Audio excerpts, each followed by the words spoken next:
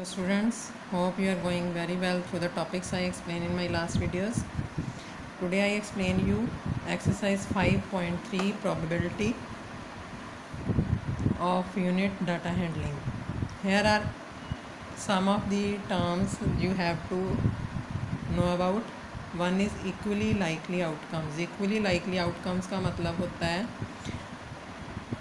किसी भी चांस में कोई वैल्यू जो सेम टाइप से एडजस्ट होती है is that is called equally likely outcome. Means अपने पास एक कॉइन है, मतलब पैसों का सिक्का। इन दैट केस उसमें या तो होता है हेड या होता है टेल। एक तरफ हेड होता है, एक तरफ टेल होता है। टेल जहाँ पे 1 या 2 लिखा होता है वो टेल माना जाता है। जो हेड की शेप बनी होती है ना जिस तरफ, वो हेड माना जाता है।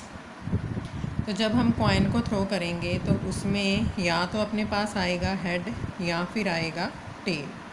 कोई एक ही आ सकता है इनमें से तीसरी वैल्यू तो कोई नहीं आ सकती। तो equally likely events of throwing a coin are head और टेल। तो मतलब ये दोनों इवेंट्स इक्वली लाइकली हो गई।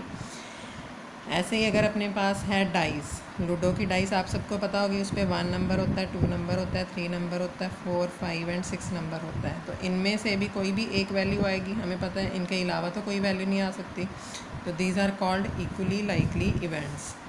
लिंकिंग चांसेस ऑफ प्रोबेबिलिटी का मतलब है जैसे डाइस को थ्रो किया तो उसके अकॉर्डिंग 6 चांसेस हो गए टोटल, और उनमें से अगर हमने गेटिंग इवन नंबर फाइंड करने हैं, इवन नंबर के चांसेस कौन से होंगे, यहाँ 2 हो सकता है, यहाँ 4 हो सकता है, यहाँ 6 होता है, मतलब 3 चांसेस इसके हो गए।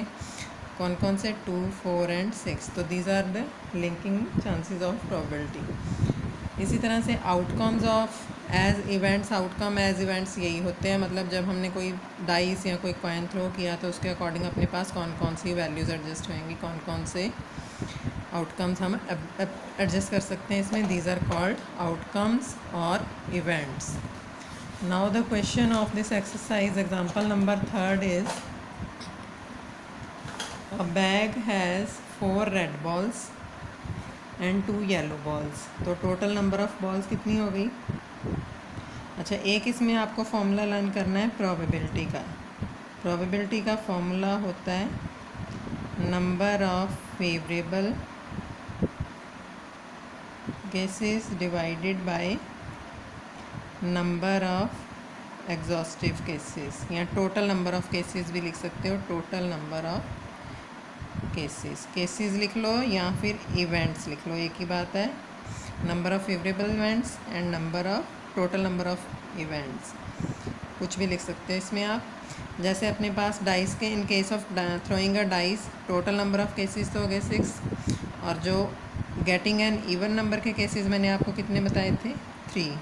तो इसकी प्रोबेबिलिटी क्या हो जाएगी? 1/2। और जो प्रोबेबिलिटी होती है that is always less than और इक्वल टू 1। 1 से बड़ी नहीं हो सकती, 1 से छोटी ही ऑलमोस्ट होती है, या फिर इक्वल टू 1 हो सकती है। इस बात का भी ध्यान रखना है। Now I explain you some questions according to the exercise and you have to solve the exercise then. As like example number 3 is here, a bag has 4 red balls and 2 balls. total number of events कितनी हो गई? इन सभी को add कर देंगे, that is 4 + 2 that is 6. The balls are identical in all respects other than color. मतलब कि उनकी शेप वगैरह सारी सेम है।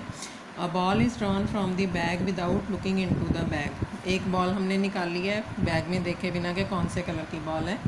What is the probability of getting a red ball? Is it more or less than getting a yellow ball? और yellow ball की probability से देखनी है कि ये more than है कि less than है। मतलब दोनों की probability हम फाइंड करेंगे। यहाँ पे लो number of events of getting red ball.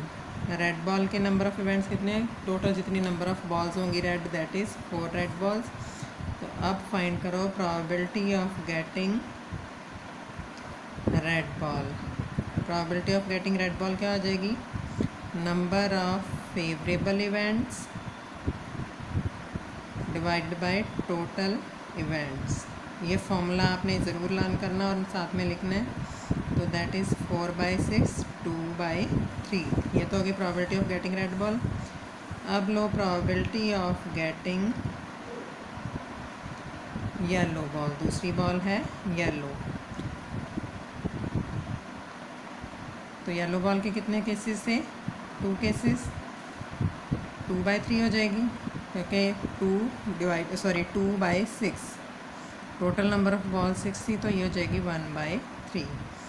तो probability of getting red ball इसकी 2/3 है, इसकी 1/3, तो ज़्यादा कौन सी है? रेड बॉल की। Is more than probability of getting yellow ball. अब मैं आपको एक्सरसाइज के क्वेश्चंस आप लोग खुद ट्राई करोगे। I will explain you. Try these on page number 86। Page number 86 पे एक ट्राई दीज क्वेश्चंस हैं। I will explain you those questions. First part है इसमें, जैसे list the number of outcomes of getting a green sector. इसमें आपके पास देखो ये सेक्टर्स दिए हुए हैं as like this one. Figure में ये फिगर है राउंड में, राउंड फिगर में अपने पास ये अलग अलग सेक्टर्स दिए हुए हैं 8। उनमें से कुछ ग्रीन है, कुछ रेड है। तो वो इवेंट्स हमें चूज़ करनी है और नोट डाउन करनी है। तो यहाँ पे हमें क्या करना है? List the number of outcomes. First one is getting a green sector. Number of outcomes मतलब इसमें प्रोबेबिलिटी डिवाइड करके नहीं फाइंड करनी, सिर्फ ये फेवरेबल केसेस होते हैं ना, फेवरेबल केसेस ही एडजस्ट करने हैं। Number of outcomes of getting green sector. अब ग्रीन सेक्टर के अकॉर्डिंग ग्रीन वाले देख लो कितने हैं, 1 2 3 4 एंड 5। उसके बाद number of outcomes of getting red sector. Red sector के कितने हैं? 3। टोटल नंबर ऑफ इवेंट्स कितनी हैं? Total number of events is equal to 5 + 3, total हो गई 8। अब हमें फाइंड करनी है सेकंड पार्ट में, find the probability of getting a green sector. Probability of getting a green sector क्या हो जाएगी? Probability of getting a green sector is equal to number of favourable events divide by total events. Favourable थे green sector के 5 divide by total 8। इसी तरह से हम find कर लेंगे probability of getting a red sector. ये क्या हो जाएगी? रेड सेक्टर की फेवरेबल है 3 डिवाइड बाय टोटल, डिनोमिनेटर हमेशा टोटल ही लेना है, that is 8, 3/8। This is the answer and you have to solve the questions of 5.3 exercise. Thank you.